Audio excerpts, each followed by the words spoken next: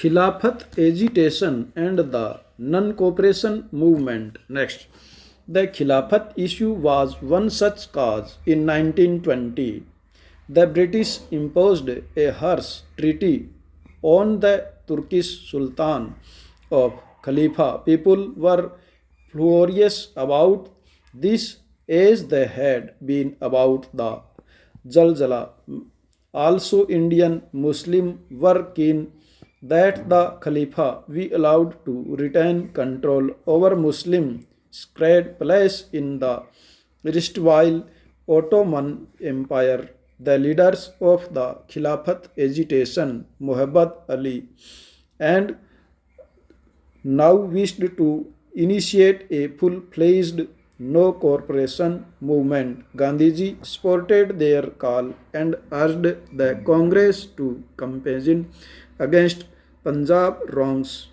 Jallianwala, the Khalifa, and wrong in the demand strong. Next, the non-cooperation movement gained momentum through 1921-22. Thousands of students left government-controlled schools and colleges. Many lawyers such as A. Motilal Nehru, C.R. Das, Asaf Ali gave up their practices. British titles were benefit foreign cloth. The imports of foreign cloths fell distinctly between 1920 and 1922, but all this was merely the up of the iceberg. Large parts of the country were on the brink of the formidable revolt. Next, people investigations. Next, in many cases, people resisted British rule non-violently. It others different classes and groups interpreting Gandhiji call in their own manner protested in ways that were not in accordance with his idea. In either case, people linked their movements to local grievances. Let us look at a few examples next. In Gujarat, Patidar Patel organized non-violent campaigns against the high land revenue demand of the British. In coastal and interior Tamil Nadu, liquor shops were picketed. In the Guntur district of Andhra Pradesh, tribals and poor peasants staged a number of forest satyagraha, sometimes sending their cattle into forest without paying grazing fee.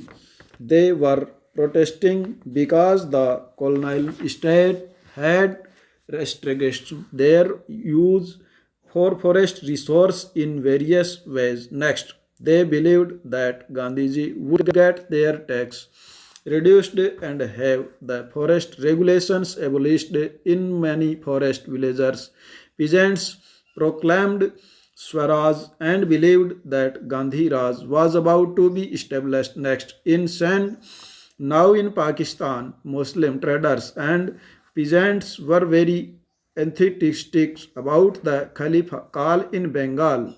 The Khalifa non-cooperation alliance gave enormous communal unity and strength to the national movement. Next, in Punjab, the Akali agitation of the Sikhs sought to remove corrupt mahants supported by the British from their gurudwaras. Next, this movement got closely identified with the non-cooperation movement. Assam Tea Garden laborers shouting Gandhi Maharaj Ki Jai demanded a big increase in their wages. Next, the happenings of 1920 to 1929. Next, Mahatma Gandhi, as you know, was against violent movements. He abruptly called off the non-cooperation movement when in February 1922 a crowd of peasants set fire to a police station in Sahuri.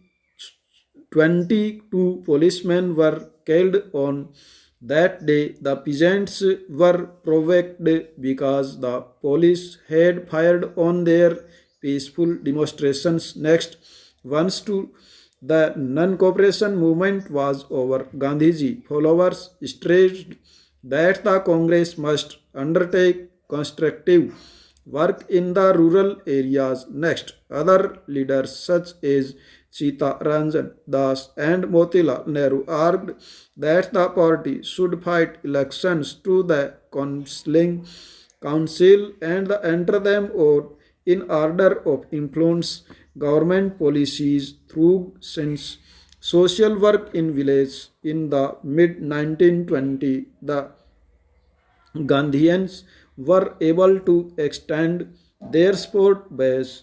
This proved to be very useful in launching the civil movement in 1930.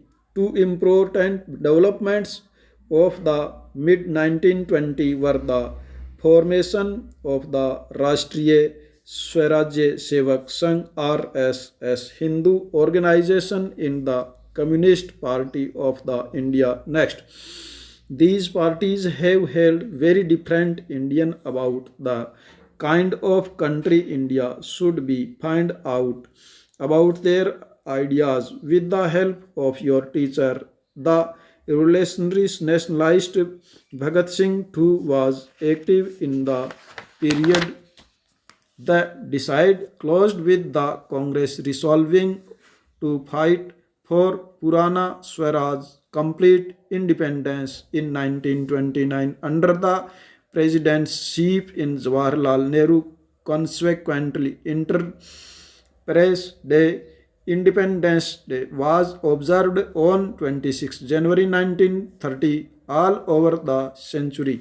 Next, women from diverse backgrounds, particular the national movement, young and old, single and married, they came from rural and urban areas, from both conservative the liberal homes. Next, their involvement was significant for the freedom struggle, for the women's movement and themselves personally. Next, both British official and Indian nationalists felt that women's particulars gave the national struggle an immense force.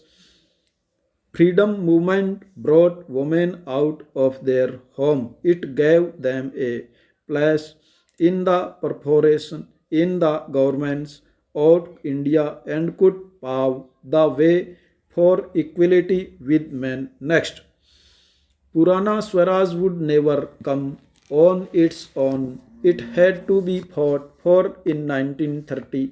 Gandhi declared that he would lead a march to break the salt law. According to this law, the state and monopoly on the manufacture and sale of salt. Mahatma Gandhi, along with other nationalist reasons that it was sinful to tax salt since it is such an essential item of our food. The salt march related the general desire of freedom to a specific grievances shared by everybody and thus did not divide the rich and the poor. Next, Gandhiji and his follower marched for over 240 miles from Sabarmati to the coastal town of Dandi, where they broke the government law by gathering natural salt found on the seashores and boiling sea water to produce salt.